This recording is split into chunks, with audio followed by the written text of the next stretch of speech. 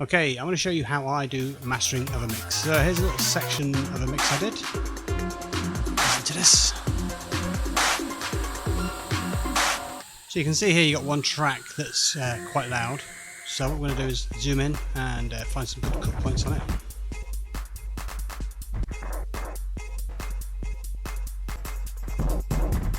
So zoom right in and try and find a point where it's quiet, like there. There you go. And find the other part. So there's a quiet part right there. Cut it there. And I didn't realise this before, but in Reaper, if you go to the top of the sample, you can actually just drag it down like that to bring the volume down. So what I'm looking at here at the bottom left is how loud it is. You see there it says -7, -6. And if you click that number, it just resets again. So gives you an idea. What I'm trying to do is just get it overall around, you know, -6, -3 dB.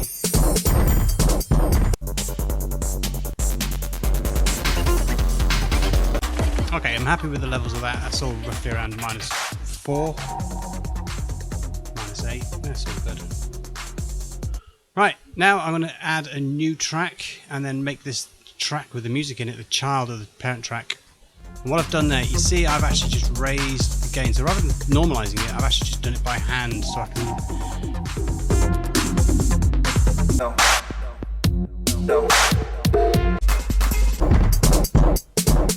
So I'm going to bring that top track up to about 0, thereabouts. And now I'm going to add a compressor. Right, now with the compressor you can see that it's roughly around -6. So I'm actually going to bring it down to a little bit more than that, right? And push the ratio up to 1.4. Now you see on the right there's a red bar. That's basically showing you how much it's compressing. So what I want to do is, I don't want it to be too sharp, the compression, I don't want it to be too quick. I want it to be like someone with a hand on a fader, bringing it up and down, right? So I want it to be smooth. So this track here is too quiet to even be compressed. Whereas the other tracks, they're getting a little bit of compression. They're losing about -2, -5, whatever. That's good enough. Right, so next one, add another compressor. This one, XComp, is doing it by bands, so it'll do it in 4 different frequency bands. Just take the preset ones, simple enough. So grab them and I bring them all down to get around -15 because I just want the top part to be brought down a little bit. Important to switch off the auto makeup gain because I can sort that out with a limiter. So a compressor really, it's a point where you want it to start bringing down the amount of the volume. You can find in the tutorials about compression. It's a big subject, so I won't go into that now. I'm just showing you. I've got this at -15 and I got it at a ratio of 2 to 1. So that means for every decibel above 15, it's going to reduce 2 decibels down to 1. So the first thing I've done here is I've set the limit output to -1, -1.5 dB. And what I'm doing now is I'm going to bring that down to roughly where the top peak-ish sort of thing, you know. So you saw earlier I was -15, bring this one to -8, it's not really doing much. Now you see that bottom one, the reduction, see how it's going bonkers, right? That's because it's doing a lot of compression, so that's where it's doing too much limiting. So -9, so crazy, -8. That's about right. Now you can see on the left the input is -6 and the output is roughly around 0 dB. Are we happy everything else is working okay? Yeah. Now I've added Loudmax. This isn't part of Reaper, you have to go and find this one. It's a free download from somewhere. And I used this to get the last decibel too. So I've set this to -0.1 output and the input, the threshold rather, is at -2. So again you can see there how much it's working via that right hand bar. It's not working too hard. You know, all these tracks are already mastered, they're already perfect. All you're trying to do is bring it all into the same sort of level.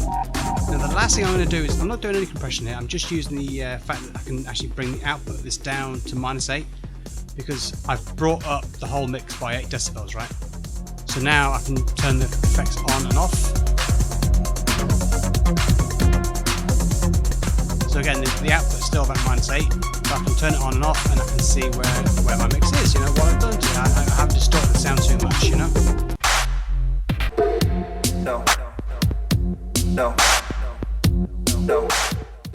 so I haven't affected the overall sound of it too much. No.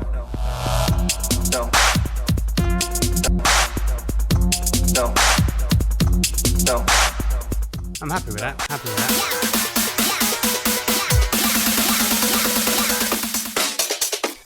So when it's red, it's switched off, and when it's green, it's switched on. Right, so I'm going to get rid of that compressor and let it go right up to -0 or 0. -0? Can you have -0? Right, and I render that now. You look at this rendering, look at that, that's a solid block. Don't worry about that too much, right? There's a solid block. See there, the output is at most -0.2. So that's going to be a nice maximized thing. And let's give it a listen. That's the most important thing. Record it and listen to it and listen to it and listen to it and make sure you haven't mashed it up too much. Hang on, listen to the bass on this. That split everything, but you know, it was good. Big tune, 95. Yeah, all I wanted everything.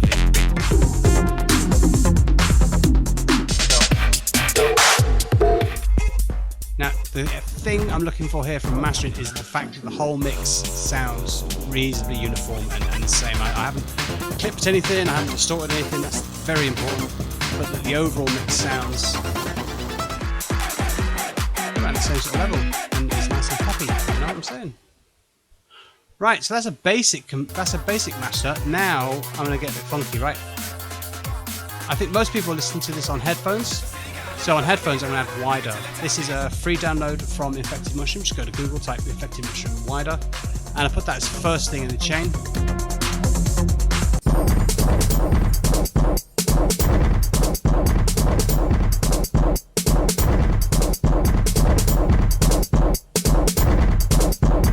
So if you're listening with headphones, you'll hear the difference there. So just a touch, because I mean, again, these tunes have already got mastering on them. And they've already been, you know, primed to perfection, so you don't have to put too much effect on it. But you're a little bit wider, you'll notice the difference on the mix.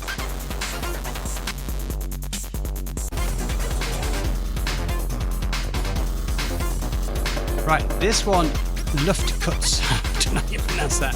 Again, this is another free download. Switch the mastering switch on the bottom. But what I tried to do here is make sure the overall effect is 0. So -1, 1, that's 0, 2, -2. And this is just the way I like to set mine, and I give it a 2K boost. Now really, you're not really going to notice the difference, but what you'll notice is overall, so you hardly even notice that, is overall the bass will sound the same for all the tracks. It won't sound exactly the same, but just bring it all into some sort of harmony, you know? Again, maybe an expert will tell you this is a bad idea, maybe it's a good idea, I don't know, this is what I do. Now, the other thing I do as well is I add a little bit of boost at 10k, just 5 decibels boost at 5k, at 10k, sorry. So again, look at how I've got that in there, all before the compressor. You'd hardly even notice the difference, really.